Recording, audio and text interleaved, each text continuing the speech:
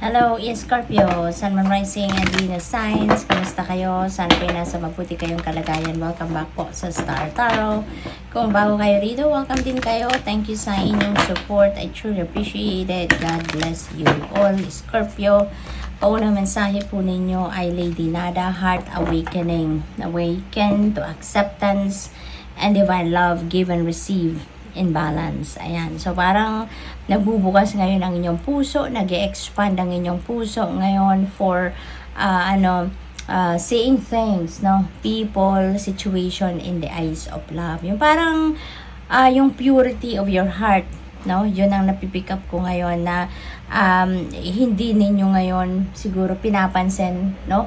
Yung mga negativity, no, na nasa inyong paligid, and you're just choosing, no, kung ano lang ang mabuti, kung ano maganda, kung ano ang full of love, yun lang ang binibigyan ninyo ng oras, panahon, attention, no?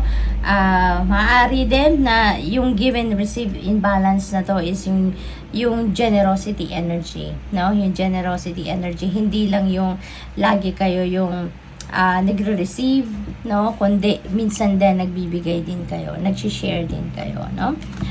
We have hope, love, and acceptance. Ayan. So, parang you're oozing with love ngayon, Scorpio, no? Kasi ngayon, you're awakening to divine love. You're awakening to acceptance and reality na mas maganda, maganda ang pakiramdam natin, maganda ang magiging sitwasyon natin if we are just going to choose love, diba?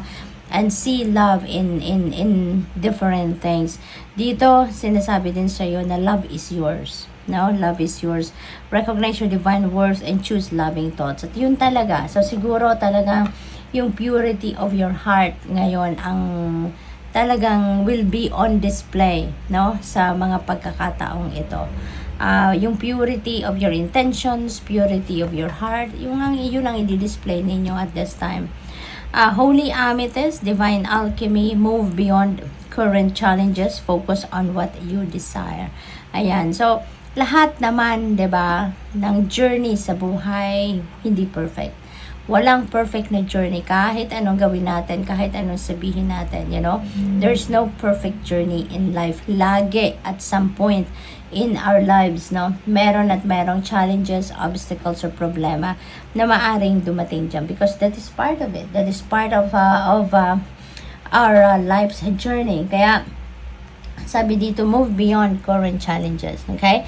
Kasi lahat naman, no, kung magfo-focus tayo sa mabuti, kung magfo-focus tayo kung ano ang maganda, kung ano ang positibo, maa-attract natin ang mga solusyon, no, ang mga positive energies, no, solutions, yung mga enlightenment, and we will be able to get around our situation, our challenging situations. Kaya, doon lang tayo mag-focus lagi. So, what is love? What is good? What is positive?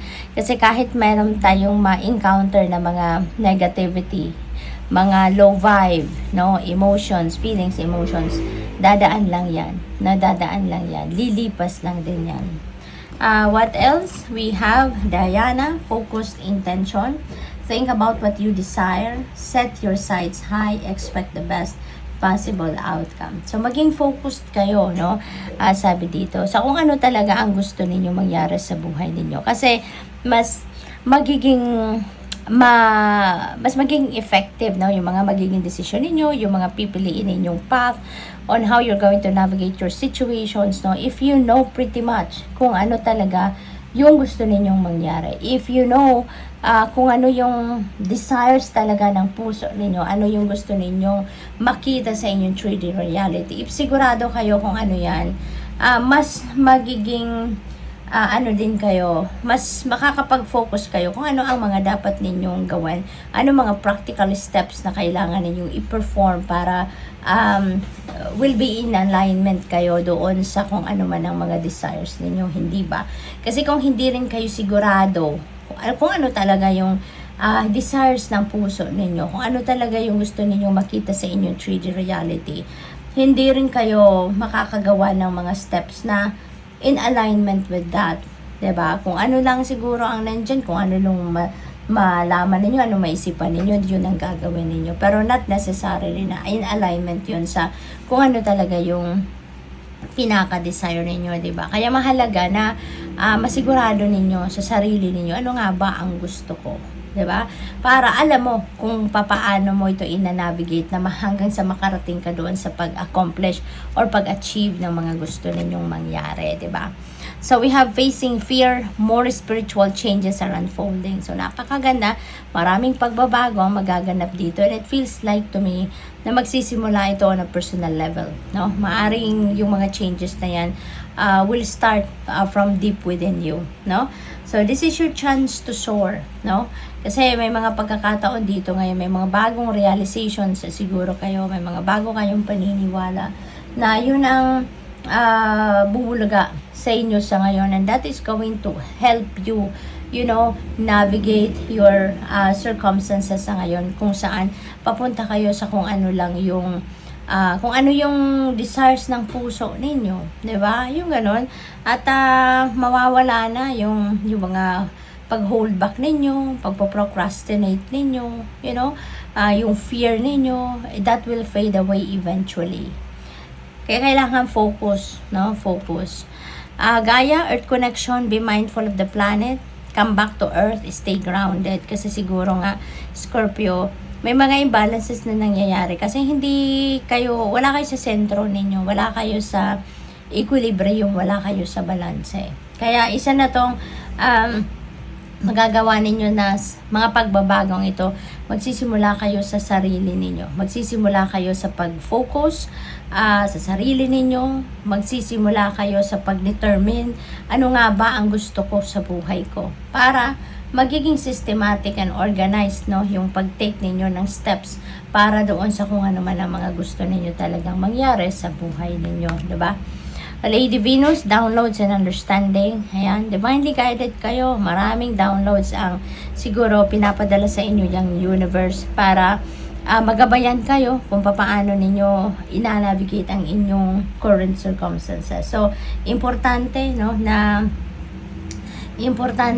mag-ano kayo, importante na pakinggan ninyo kung ano yung bulong ng inyong intuition, importante na makikinig kayo, no, sa ano ninyo, bulong ng soul ninyo, ng puso ninyo, kasi may gabay kayo, and that is going to help you, you know, realize, di ba, or makita ninyo yung clear path patungo doon sa pag-achieve ninyo na kung ano man ang mga gusto ninyong mangyari sa buhay ninyo. We have dual cool dharma unfolding. Remember that you are on a path. Take one step at a time to happiness. Ayan, focus. Kung mayroon kayong focus, no, sa mga ginagawa ninyo or sa mga desires ng puso ninyo, kung nakafocus kayo doon, sigurado, alam ninyo kung paano ninyo ito gagawin, paano ninyo i-handle ang mga bawat sitwasyon, no, para makarating kayo doon sa inyong mga desires. So, good luck. Thank you for watching. Love and light. Namaste.